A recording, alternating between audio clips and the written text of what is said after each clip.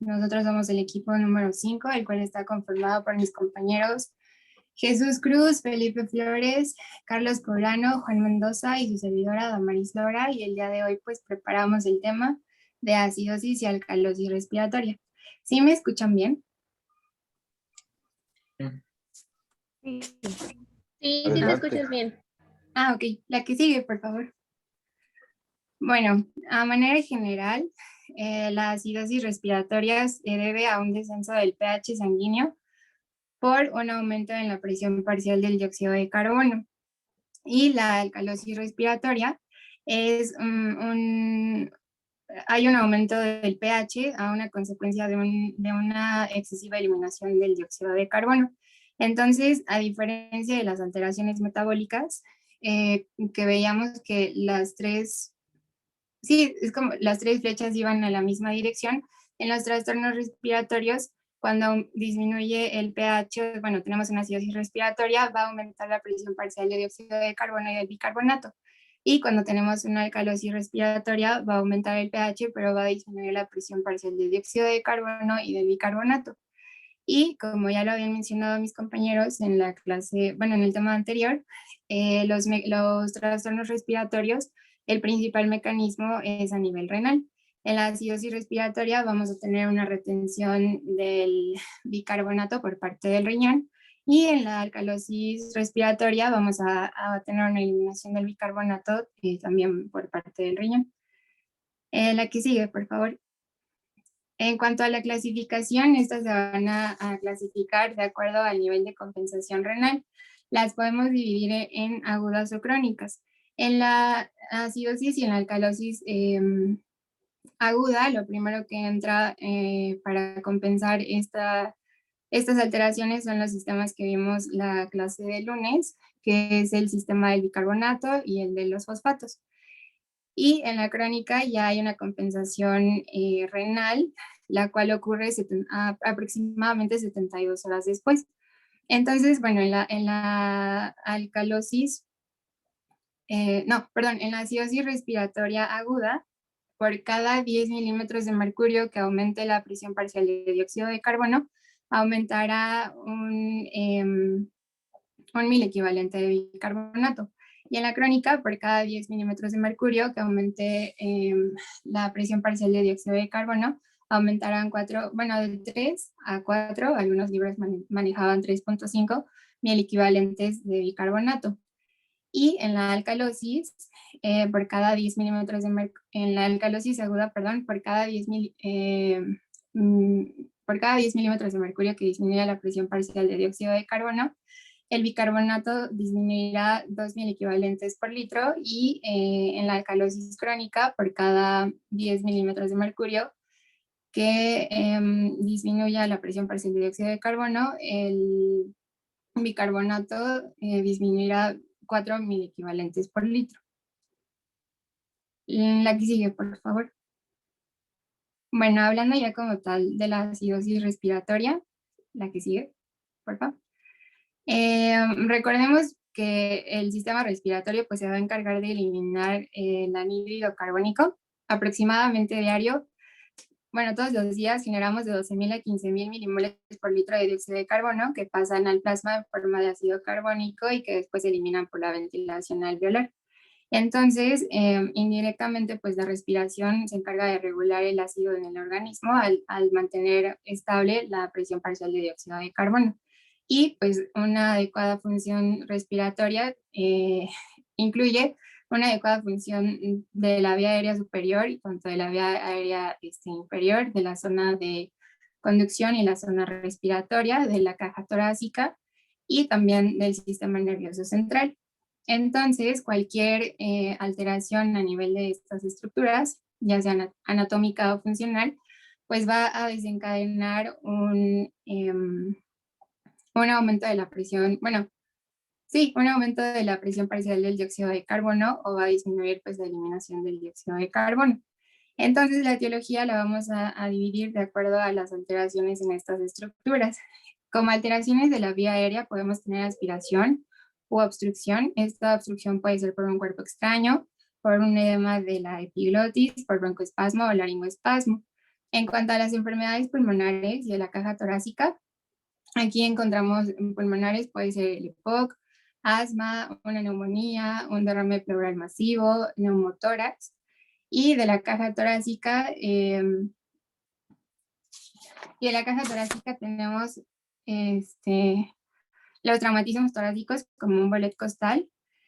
También la obesidad mórbida pues termina alterando esta caja torácica y desencadena lo que es el síndrome de Pickwick o síndrome de obesidad hipoventilación o hipoventilación por obesidad, donde pues se caracteriza por una hipersomnia diurna. Y también puede ser por alteraciones a nivel neuromusculares. Y aquí pues entra el síndrome de Guillain-Barré, tétanos, miopatías, miastenia gravis, miastenia grave, intoxicación por órganos fosforados e hipocalcemia. Y en cuanto a la depresión del sistema nervioso central, aquí puede ser por un traumatismo craneoencefálico, por un accidente cerebrovascular, por alguna infección, meningoencefalitis, o por el abuso de drogas, ya sea de alcohol, narcóticos o hipnóticos. La que sigue, por favor. Bueno, hablando de la fisiopatología, ya habíamos mencionado que aquí pues hay una retención del dióxido de carbono, el cual pues va a desencadenar una acidosis respiratoria donde el pH va a disminuir a menos de 7.35. Es lo que vamos a encontrar como pueden ver, la imagen se divide en manifestaciones clínicas, fisiopatología y laboratorio y gabinete. Entonces, en la gasometría, pues vamos a encontrar una disminución del pH y un aumento de la presión parcial del dióxido de carbono. Esta acidosis respiratoria va a estimular los quimiorreceptores a nivel del tronco encefálico, y esto pues va a aumentar la actividad de los centros respiratorios, desencadenando que aumente la frecuencia respiratoria, y es una de las manifestaciones clínicas, la taquipnea. A nivel del sistema nervioso central, la hipercapnia va a producir, en general, en todo el organismo, pues la hipercapnia produce vasodilatación.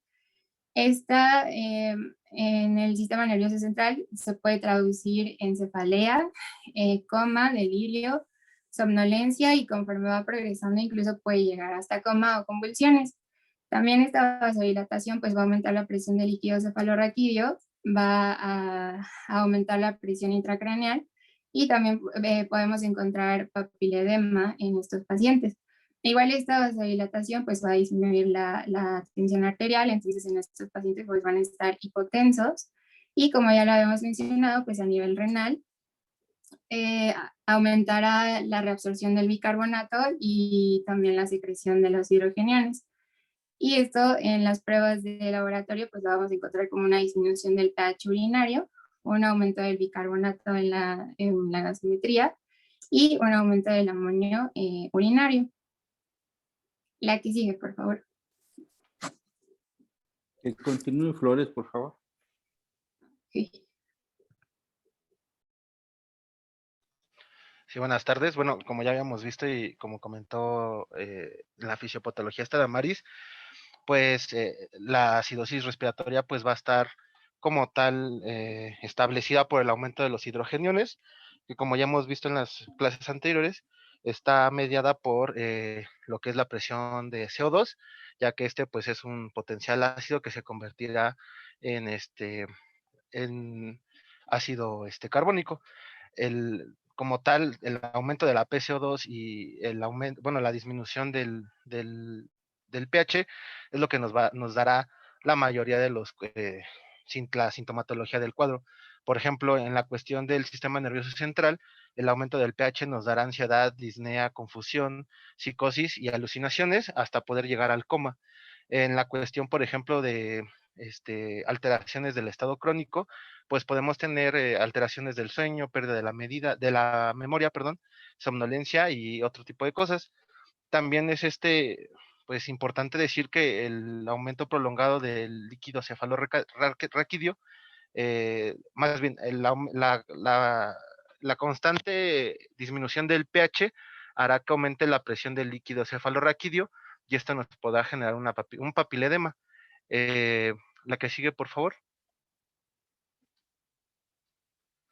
Es muy importante entender que, por ejemplo, en la cuestión del diagnóstico, lo que nos dará pues como las pistas para poder determinar qué es lo que tiene nuestro paciente va a ser la anamnesis y la exploración física, ya que pues como tal nosotros vamos a explorar pacientes y no gasometrías, aunque eso no demerita que la gasometría pues nos va a ayudar bastante en este tipo de patologías para poder diagnosticarlas. También podemos usar otro tipo de pruebas diagnósticas como será la espirometría y pues la tele de tórax, digo, en cuestiones de urgencias, pues será una P de tórax, y también podremos usar lo que es una tomografía, esto para descartar, hacer diagnóstico diferencial con la probable causa etiológica de la acidosis respiratoria, que pues como ya comentamos van a ser normalmente de índole respiratorio, ¿no? Podemos usar también en esta cuestión lo que es el gradiente de la presión alveolo arterial, está para determinar, dependiendo del puntaje, si es una enfermedad pulmonar intrínseca o puede ser una hipoventilación de origen central, una alteración de la pared torácica o de los músculos inspiratorios, que son pues las probables causas por las cuales estamos cayendo en una acidosis respiratoria. Esta pues no va a ser otra cosa más que la presión parcial en aire inspirado será igual a la presión atmosférica menos la presión de vapor de agua, y esto pues nos dará un valor, y ya esto más bien lo tenemos que utilizar con una espirometría. Esto pues nada más nos ayudará a diferenciar cuál es la probable causa, pero como tal el diagnóstico de lo que será nuestro paciente si tiene una acidosis, una alcalosis respiratoria, pues van a ser por las cuestiones de la gasometría. Como ya les habíamos comentado, por ejemplo, en la cuestión del diagnóstico metabólico, cuando el pH disminuye, si fuera metabólico, va a disminuir la presión de CO2 y la del bicarbonato. Aquí va a ser diferente, si el pH disminuye, el CO2 y el carbonato van a aumentar. Esto específicamente en la cuestión de acidosis. En la alcalosis, pues veremos cuáles son las variables. La que sigue, por favor. Bueno, como tal, el tratamiento pues se va a enfocar podemos decir que en 3 ejes. La primera va a ser pues tener la medida general, eso es lo importante, de empezar rehidratación o oxígeno suplementario. También tenemos que hacer mediciones constantes de presión arterial, temperatura y diuresis cada 8 horas para saber en qué estado se encuentra nuestro paciente. En el momento en el que canalizamos una vía venosa periférica, podemos infundir solución fisiológica a un ritmo de 21 mililitros por hora, mientras que investigamos qué fue lo que desencadenó esta patología. Esto solamente van a ser medidas generales, ya que el tratamiento específico pues debe de guiarse por establecer una ventilación alveolar adecuada para eliminar el exceso de CO2. Es importante tener en cuenta que si fuera una acidosis respiratoria de tipo crónico, que ahorita más adelante les vamos a explicar en cuestión de la gasometría y los valores equivalentes de milímetros de mercurio de la PCO2 y de equivalentes por litro del bicarbonato, podemos establecer por valores de gasometría si es aguda o crónica, pero es importante saber que en una acidosis respiratoria crónica no debemos de administrar más mililitros, o bueno, más litros de oxígeno suplementario de lo adecuado, porque esto pues podría deprimir el sistema nervioso central, y esto pues va a empezar a aumentar la hiperventilación, y pues esto va a aumentar la retención del CO2. Entonces esto pues es bastante crítico, esto no lo debemos de de olvidar. Y también es importante tratar el trastorno subyacente, ya que pues habíamos comentado que pueden ser de diferentes etiologías. La que sigue, por favor. Bueno, pues esta será la parte de la alcalosis respiratoria. La que sigue, por favor. Bueno, como en la etiología pasada, bueno, en la patología pasada, pues habrán diferentes ejes que marquen la etiología. Los principales pues van a ser etiologías cardíacas respiratorias, psiquiátricas neurológicas, infecciosas, gastrointestinales y medicamentosas. En la apartado de cardíacas respiratorias, pues podremos tener el edema pulmonar, embolia pulmonar, enfermedad pulmonar restrictiva y la hiperventilación mecánica. En la parte de psiquiátrica neurogénica, pues podemos tener síndromes de hiperventilación por ansiedad, dolor o estrés. También pueden ser meningoencefalitis, un tumor, un evento vascular cerebral y un traumatismo. En la cuestión de la infecciosa, pues esto puede ser o se puede dar por fiebre, neumonía o septicemia.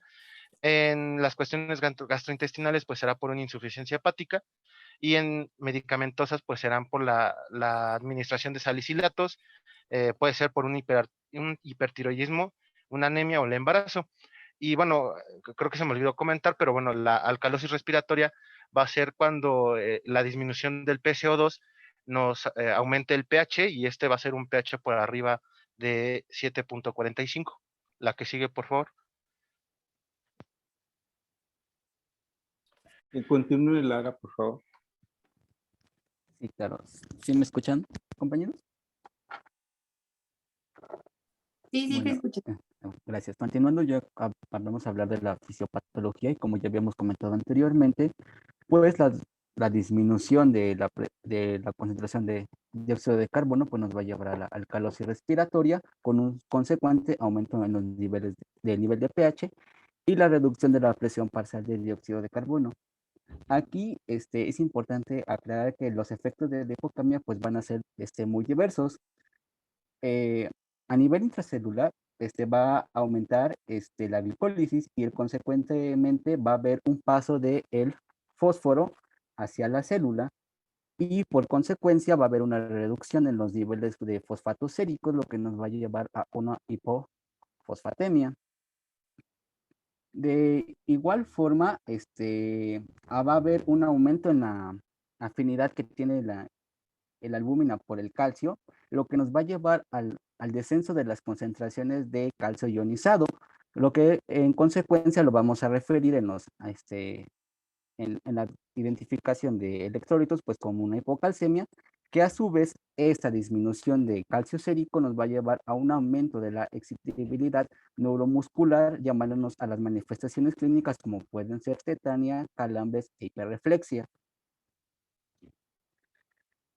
Aquí también vamos a encontrar, como ya le habíamos dicho, que va a haber una compensación por parte de el riñón que nos va a llevar a una excreción tubular de bicarbonato, lo que va a aumentar el pH a nivel urinario y la disminución del bicarbonato como mecanismo compensatorio. Es de igual forma importante aclarar que la hipocapnia va a inducir a una vasoconstricción a diversos tejidos. En este caso, pues va a haber en el sistema nervioso central, va a haber una disminución del flujo sanguíneo, lo que nos va a llevar a una vasoconstricción y las alteraciones, y lo vamos a expresar como alteraciones en el estado de conciencia o síncope.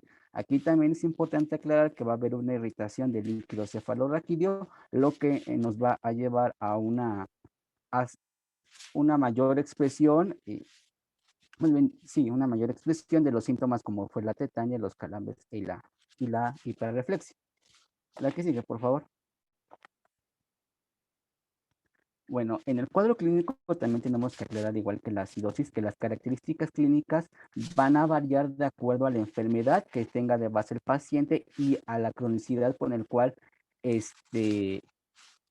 tenga el tiempo de evolución nuestro paciente. Como ya lo habíamos comentado en la fisiopatología, pues los síntomas van a ser resultado de la afección al sistema nervioso central, ya sea central o periférico, las resistencias vasculares por la vasoconstricción y en los tejidos, y las alteraciones hidroelectrolíticas como la hipofosfatemia y la hipocalcemia. Y bueno, los pacientes por lo regular van a llegar refiriendo parestesia de labios y extremidades, mareo, confusión, síncope, algunos casos de convulsiones, calambres musculares, los signos de Chebostek y Trousseau, y la sensación de opresión o dolor torácico y obviamente pues la disnea que van a referir. ¿Se me pueden dar la que sigue, por favor? Y bueno, en el diagnóstico lo podemos apoyar en los exámenes de laboratorio y en los estudios de gabinete. En la gasometría es importante verificar obviamente los niveles de pH, de la presión parcial de dióxido de carbono y los niveles de bicarbonato, asimismo la determinación de los electrolitos séricos para determinar si el paciente ya está expresando una hipocalcemia o una hipofosfatemia. En los estudios de gabinete pueden servir de apoyo, mas no son de todo necesarios, más que nada la radiografía de tórax para ver si hay algún, algún trauma o alguna enfermedad que nos pudiera estar causando la enfermedad a nivel pulmonar o un ataque de cráneo, por ejemplo, en los pacientes que llegan a tener traumatismos craneoencefálicos o eventos cerebral vascular. Pero obviamente, pues, esto como ya lo hemos comentado, debe ser integral. Primero tenemos que solicitar la gasometría y los estudios de gabinete suelen ser más secundarios para identificar la causa de los mismos. La que sigue, por favor. Y bueno, el tratamiento es básicamente, se debe de establecer primero cuál es el trastorno primario que está afectando a nuestro paciente. Y obviamente a raíz de esto, pues vamos a solicitar los exámenes con nuestra sospecha clínica. Y la clave del tratamiento de la alcalosis respiratoria es el alivio del estímulo anormal que vamos a encontrar por medio de los estudios en los que nos vamos a apoyar. Y bueno, si tenemos algún grado de hipoxia, pues sería la administración de oxígeno suplementario. Si tenemos algún proceso infeccioso, pues la terapia antibiótica específica. Y si es de causa psicogénica, por ejemplo, pacientes que tengan ataques de ansiedad, de pánico, que estén bajo un estrés pues incapacitante, se ha dicho que pues las técnicas respiratorias, incluso la administración de algunos sedantes, como pueden ser ansiolíticos, me han dicho, como es el lorazepam, pues pueden ayudar mucho a, a bajar sus niveles de estrés, de ansiedad, y por consecuencia, pues nos va a ayudar a la corrección de la alcalosis que va a presentar el paciente. La que sigue, por favor. Y bueno, anteriormente se decía que los pacientes que tenían pues trastornos de ansiedad era conveniente volver a respirar el aire inspirado por medio pues de una bolsa de papel, porque a su vez pues nos va a ayudar a incrementar el espacio muerto fisiológico y la concentración de dióxido de carbono. Esto realmente ya no es muy conveniente realizarlo,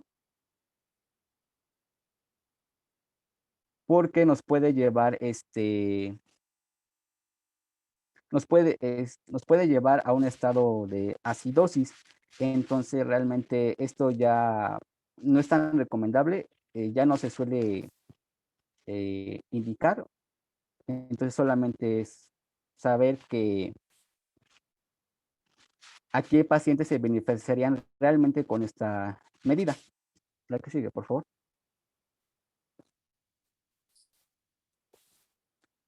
Sí, y bueno, aquí tenemos pues un ejemplo de una gasometría en el cual nos va a servir como ejercicio.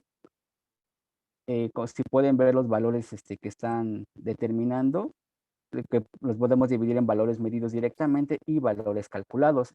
En primera instancia hay que evaluar 5 parámetros de la gasometría. En primera instancia, pues determinar el nivel de pH de nuestro paciente, que como ya sabemos, los niveles normales suelen ser de 7.35 a 7.45.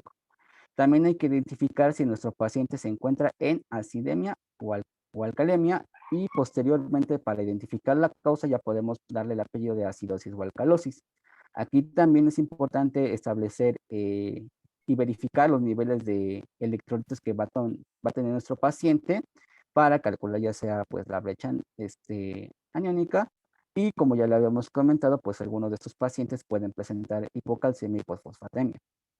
También vamos a medir la presión parcial de dióxido de carbono, que como ya lo habíamos comentado, pues es el compensador metabólico de los hidrogeniones, y la presión parcial de oxígeno, que va a medir de manera indirecta la función pulmonar. Y posteriormente nos vamos a ir a evaluar los parámetros calculados, que en este caso sería el bicarbonato, que ya sabemos que es el principal sistema buffer amortiguador, y vamos a tener por lo regular dos determinaciones, que es el bicarbonato real y el bicarbonato corregido. Aquí en el bicarbonato real es lo que el paciente está presentando, y en el bicarbonato corregido, que es la cantidad que debería tener nuestro paciente de manera ideal. ¿La que sigue, por favor? Y bueno, Aquí retomando en esta tabla podemos ver que va a depender del perfil de nuestra gasometría y cómo lo vamos a poder clasificar. Si nos vamos a el rubro de los trastornos respiratorios, en este caso la acidosis y la alcalosis, pues vemos que en la acidosis respiratoria, como ya lo habíamos comentado en las primeras diapositivas, pues va a haber un descenso en el pH, un aumento en la concentración de bicarbonato y un aumento en la presión parcial de dióxido de carbono, y en la alcalosis respiratoria un aumento del pH con la subsecuente disminución de estos valores. Entonces, primero hay que evaluar el pH. Pues una vez que ya hemos identificado el valor, en este caso es de 7.23, pues establecemos que el paciente está en una acidosis. En segunda instancia es considerar si el paciente está en un estado metabólico o respiratorio.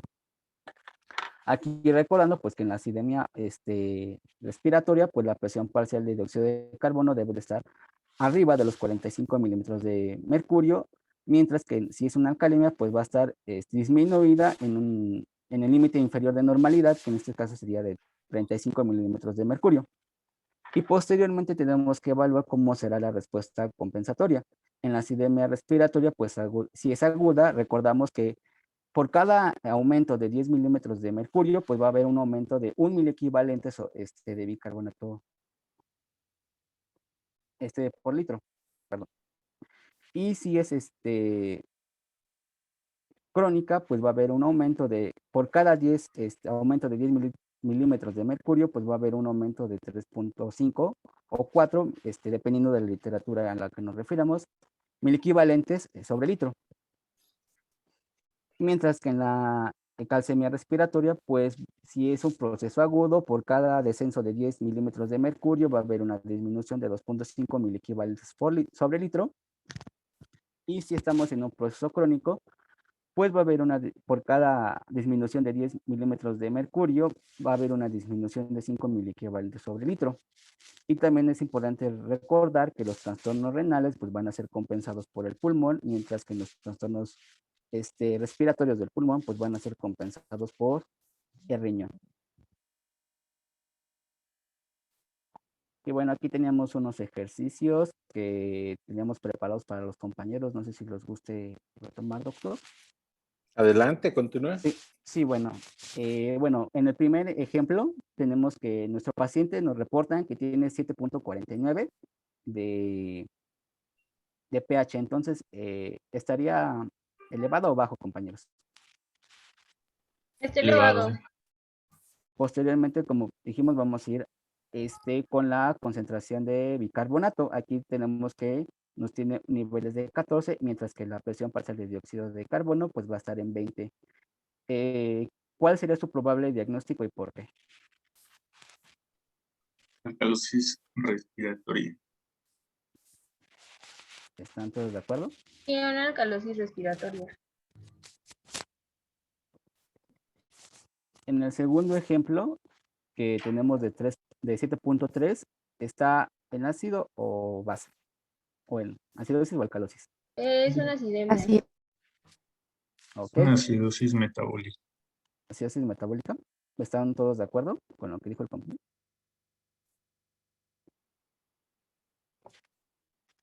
Sí, una acidosis metabólica. Okay. En el tercer ejemplo, de un pH de 7.33, una concentración de bicarbonato de 31 y una presión parcial de dióxido de carbono de 60, ¿de qué nos estaría hablando? Acidosis respiratoria. Una acidosis respiratoria. Exactamente. En el ejemplo de 7.18 de pH, de 30 de bicarbonato y de 50 de dióxido de carbono, ¿qué estaremos pensando? También es acidosis respiratoria. Igual una acidosis respiratoria. Sí, efectivamente. Y ya por último, en el ejemplo de 7.47 de pH, de la concentración de bicarbonato de 18 y de la presión parcial de dióxido de carbono de 30, ¿cuál sería nuestro probable diagnóstico? Alcalosis respiratoria. Y efectivamente sería una acidosis respiratoria. Bueno, pues, Alcalosis. alcalosis respiratoria. Sí, perdón. Y bueno, creo que eso ya sería todo de nuestra parte. No sé si tengan alguna duda, comentario.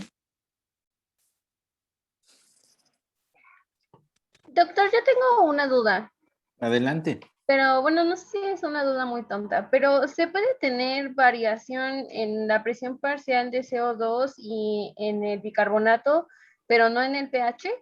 Claro que sí. Y si se tienen esas variaciones, ¿cómo daríamos el diagnóstico? Es que precisamente el próximo tema de trastornos mixtos, ahí cuando a través de los mecanismos de compensación que son los amortiguadores o sistema buffer, ¿verdad? Se logra equilibrar el pH.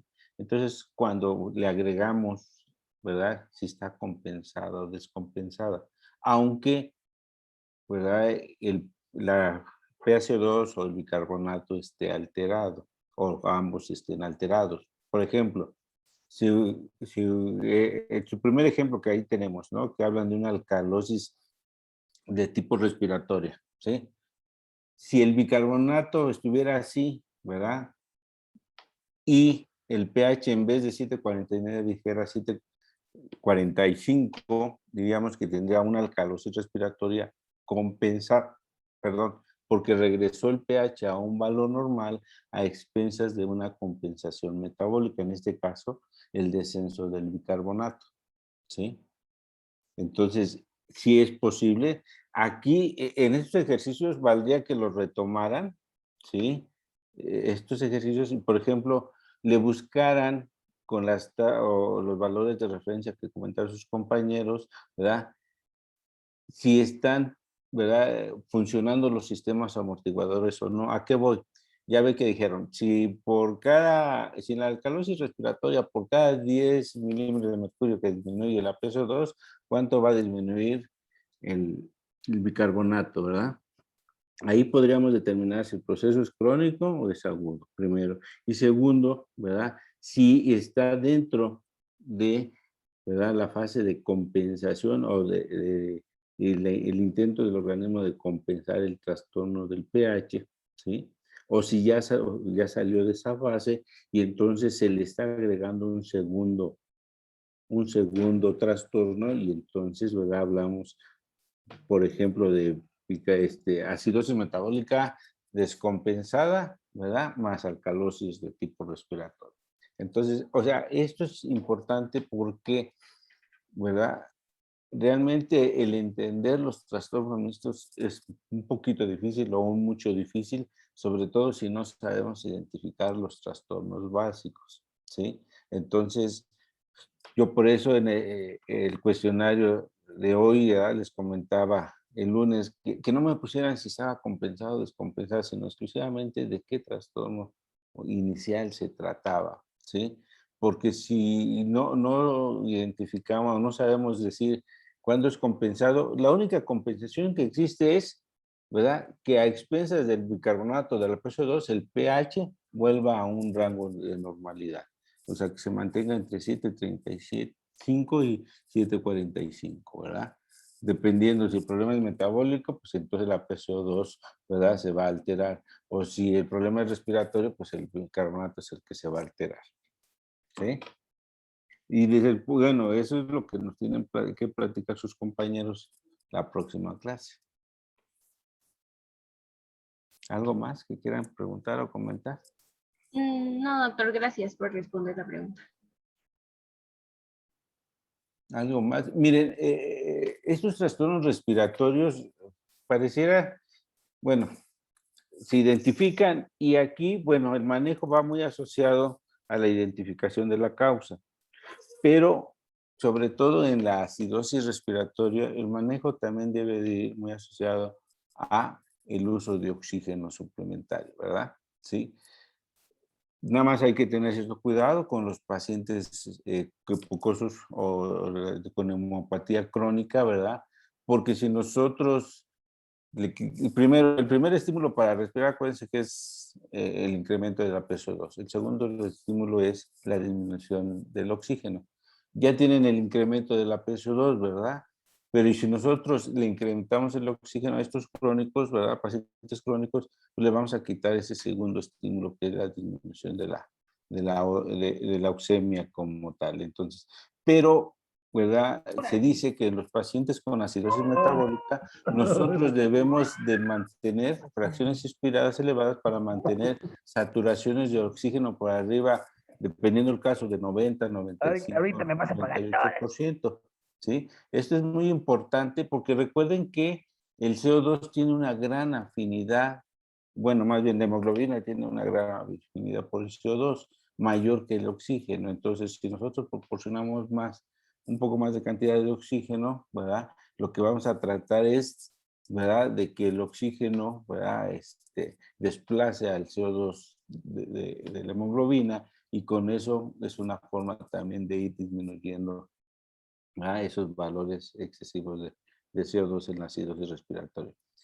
Aquí, bueno, dependiendo la causa, pues sí, pues lo más fácil que sería intubamos al paciente, lo sedamos, lo ventilamos, ¿verdad? Y nosotros controlamos la frecuencia y dependiendo de ese control, pues nosotros vamos bajando paulatinamente los niveles de la PCO2, ¿sí?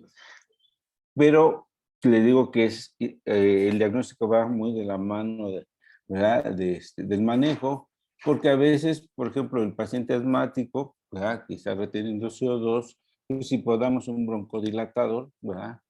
Abrimos la vía aérea y el paciente empieza a sacar el CO2 en exceso.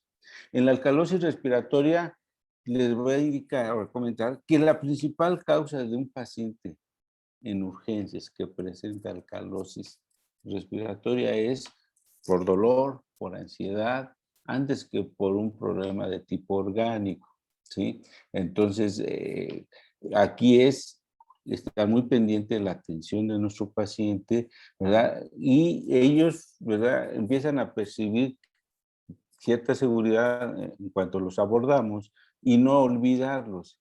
Inclusive por eso el uso de esa bolsa de papel que dicen sus compañeros para respirar el CO2 y reciclarlo, ¿sí? Por eso ya va en desuso porque agarramos, identificamos que el paciente es por dolor o por un problema de tipo psicógeno, ¿verdad? Y le decimos, a ver, póngase la bolsa y nos olvidamos de él, ¿sí? Y le decimos que siga respirando y el problema es que al rato lo tenemos en una acidosis respiratoria. Entonces, ¿qué es lo que hay que hacer? Estar pendiente del paciente, ¿verdad? A veces con el simple hecho de llegar y preguntar qué tiene, o sea, abordarlo, ¿sí? En este tipo de pacientes con problemas psicógenos o aún por dolor, ya tranquiliza un poco a nuestro paciente, ya empieza a disminuir esa hiperventilación, ¿verdad? Y iniciamos el manejo, ¿sí? A veces, inclusive, ¿verdad? Hacemos trampa, le ponemos puntas nasales, aunque a bajos flujos, 1 litro, 2 litros por minuto, ¿verdad? Y ya con eso, con ese tipo de atención que percibe el paciente que tenemos hacia él, eso logra, ¿verdad? Controlar un poco su cuadro. Entonces, todo esto es bien importante identificarlo. Lo que sí, como lo vamos a corroborar en mi módulo de trauma, ¿verdad? Sobre todo trauma craneoencefálico, es cuidado con esos valores de CO2 en sangre, ya que, ¿verdad? Un paciente con hipercapnia va a provocar vasodilatación a nivel cerebral y puede provocar edema cerebral. Y un paciente con una hipocapnia severa, y hablamos de valores de menos de 25 de PCO2, ¿verdad? En algunas bibliografías hablan de menos de 30, y hablamos de vasoconstricción a nivel cerebral con disminución del flujo sanguíneo cerebral. Entonces, cuidado con esos valores de PCO2. Pareciera que fuera algo muy sencillo, algo que pudiésemos manejar muy fácilmente, pero realmente se puede convertir en un gran riesgo para los pacientes si nosotros no lo sabemos identificar y sobre todo tratar. Muy bien, ¿algo más que quieran comentar, preguntar? No, creo que no, doctor. Yo No, nada más todo quiero bien. hacerles una observación nuevamente, ¿verdad? Ustedes hablan mucho de la solución fisiológica. Yo dije que no íbamos a volver a hablar de solución fisiológica, ¿sí? El problema es que hasta lo ponen a veces en las presentaciones o como respuesta a sus cuestionarios. Entonces, eso de entrada va mal, ¿sí? Y otra cosa es, ¿verdad? Quedamos que hoy 10 de marzo me iban a hacer llegar sus fichas de identificación o la boleta interna que muchos le ponen. Entonces, todavía faltan algunos de esos. Usted, por favor, necesito que le envíen.